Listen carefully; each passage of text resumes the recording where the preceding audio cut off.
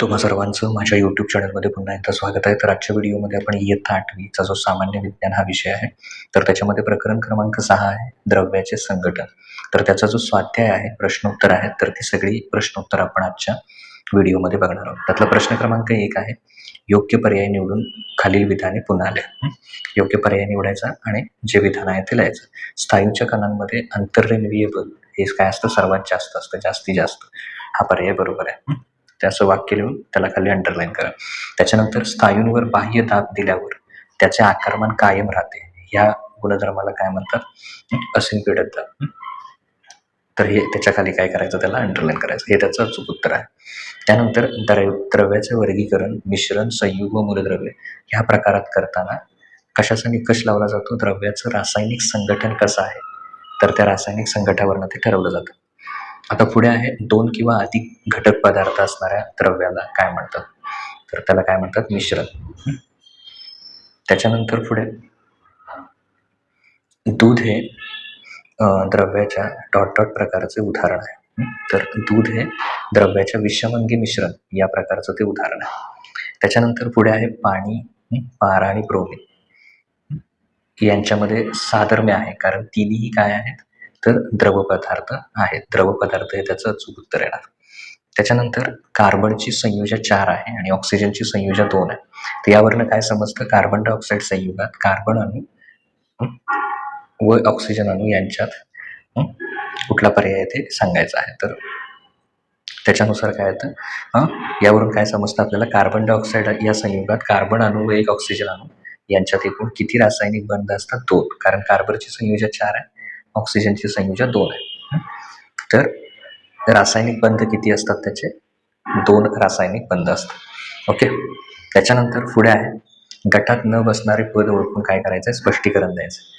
तर पहिला आहे सोने, चांदी, तांबे, पितळ. तर यातला वेगळा शब्द कुठला येणार आहे, पितळ. कारण सोने, चांदी, तांबे ही मूलद्रव्य आहेत, तर पितळ हे काय आहे, मिश्रण आहे, तांबे आणि जस्त यांचं मिश्रण. त्याच्यानंतर हायड्रोजन पेरॉक्साईड, कार्बन डायऑक्साईड, पाण्याची वाफ. तर याच्यात गटात न बसणारा कुठला आहे, हायड्रोजन. कारण का ते एक मूलद्रव्य आहे आणि बाकीचे सगळे काय आहेत, संयुग आहेत. तर दूध, लिंबू रस, कार्बन आणि पोलाद. तर याच्यामध्ये गटात न बसणारा कार्बन, कारण कार्बन एक मूलद्रव्य आहे. तर दूध, लिंबू रस आणि पोलाद ही सगळी काय आहेत, मिश्रण आहे, त्यामुळे कार्बन येणार. त्याच्यानंतर आहे पाणी, पारा आणि ब्रोमीन आणि पेट्रोल. त्याच्यातलं पेट्रोल वेगळं आहे, कारण पाणी, पारा आणि ब्रोमीन ही अकार्बनी संयुगे आहेत, तर पेट्रोल हे काय आहे, सेंद्रिय संयुग आहे. त्याच्यानंतर पुढे आहे साखर, मीठ खाण्याचा सोडा, मोरचूर. तर याच्यामध्ये गटात न बसणारा शब्द कुठला आहे, याच्यातला दोन्ही याच्या प्रकारे आहेत. तर साखर हे गटात न बसणारे पद आहे, कारण साखर हे सेंद्रिय संयुग आहे, तर बाकीचे सगळी असेंद्रिय संयुग आहेत. तर याच्यातलं फक्त साखर हे उत्तर लिहा तुम्ही. ओके. त्यामुळे साखर लिहा, तर हे लिहू नका कंसातलं. त्याच्यानंतर पुढे आहे हायड्रोजन, सोडियम, पोटॅशियम, कार्बन. तर याच्यातला कोण वेगळा आहे, कार्बन वेगळा आहे, कारण त्याच्या बाह्य कक्षेत 4 संयुजा इलेक्ट्रॉन असतात, तर बाकीच्यांच्यामध्ये किती, 1 संयुजा इलेक्ट्रॉन असतात. त्याच्यानंतर पुढे आहे खालील प्रश्नांची उत्तरं लिहा. वनस्पती सूर्यप्रकाशात क्लोरोफिलच्या मदतीने कार्बन डायऑक्साईड व पाणी यांच्यापासून ग्लुकोज तयार करतात आणि ऑक्सिजन बाहेर टाकतात. तर या प्रक्रियेतील 4 संयुगी कोणती ती ओळखा आणि त्याचा प्रकार लिहा. तर या रासायनिक प्रक्रियेला काय म्हटलं जातं, प्रकाश संश्लेषण म्हटलं जातं. तर ती 4 संयुग कुठली कुठली आहेत, ती डायरेक्ट जरी लिहिली तुम्ही तरी चालतं.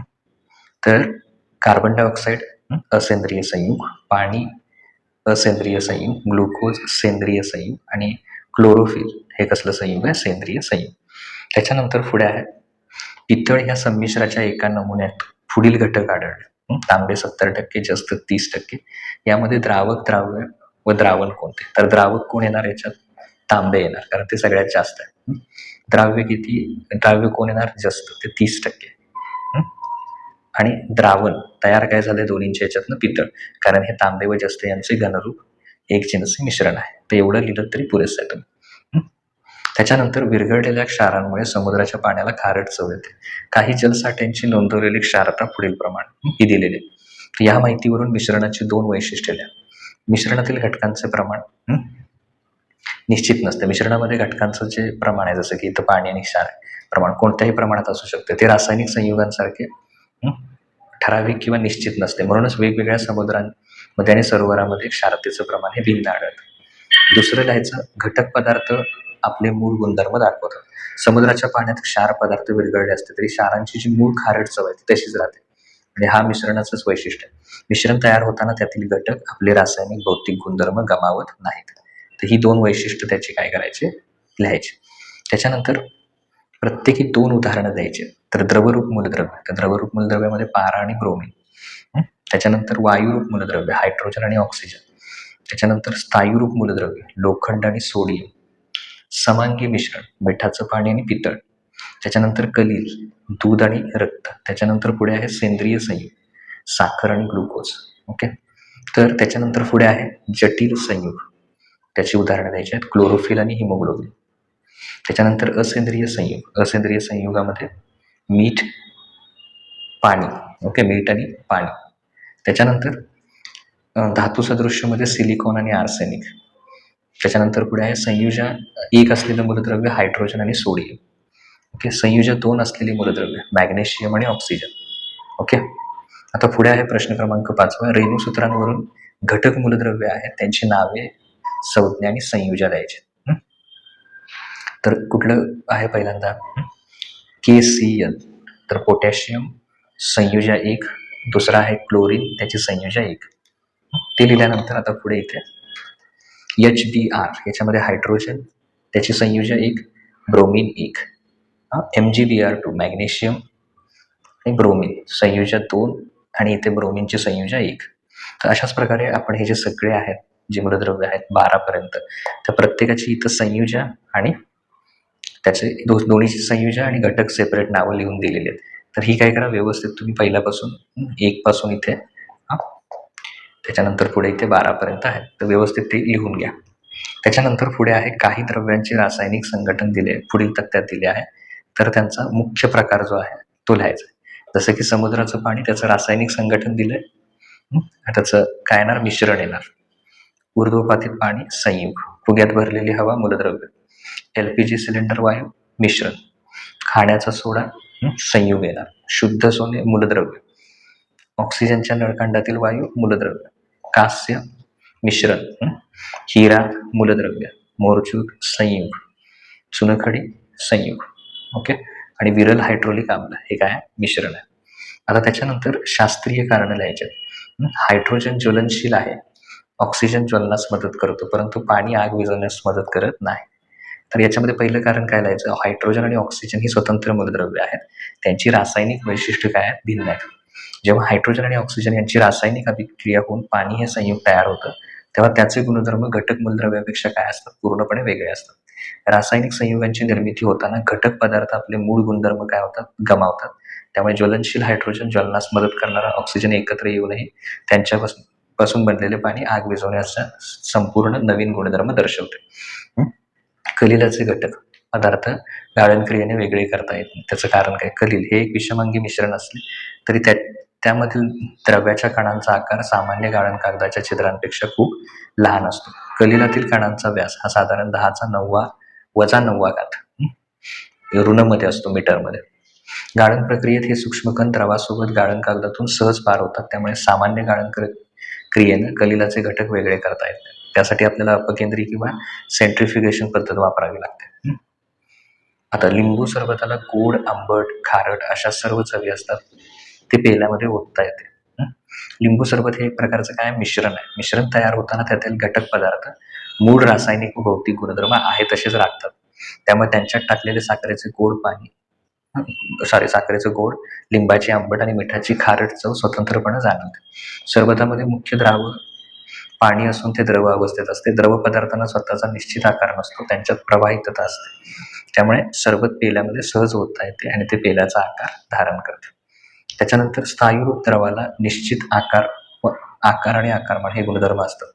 त्याचं पहिलं कारण काय लिहायचं, स्थायू पदार्थांमध्ये घटक कणांमधील अणुरेणूंमधील आंतररेणुकीय बल हे अत्यंत प्रभावी किंवा तीव्र असतं. या भक्कम बलामुळे स्थायूचे कण एकमेकांच्या अत्यंत जवळ असतात, ते आपापल्या जागी घट्टबद्ध असतात, ते स्वतःची जागा सोडून हालचाल करू शकत नाही. कणांच्या या ठराविक आणि गतिहीन रचनेमुळे स्थायू पदार्थांना बाह्य दाब दिल्याशिवाय त्यांचा आकार बदलत नाही, म्हणूनच त्यांना निश्चित आकार व निश्चित आकारमान लाभलेलं आहे.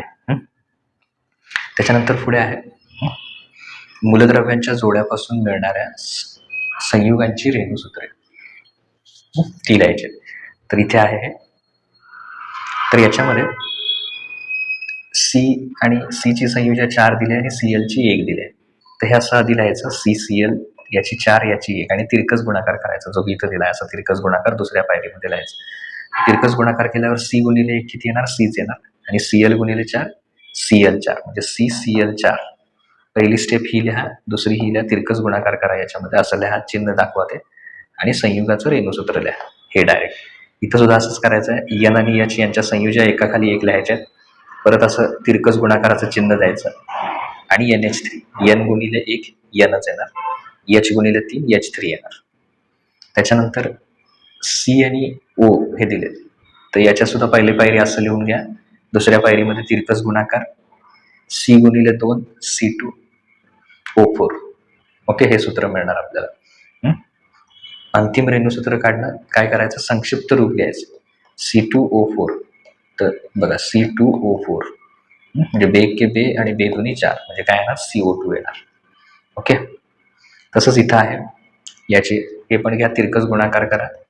तिरकस गुणाकार केल्यानंतर CA2O2 येते, तर दोघांच्यातला 2 काढून टाका. 2 ला 2 डिवाइड होतं म्हणजे भाग जातोय त्याचा.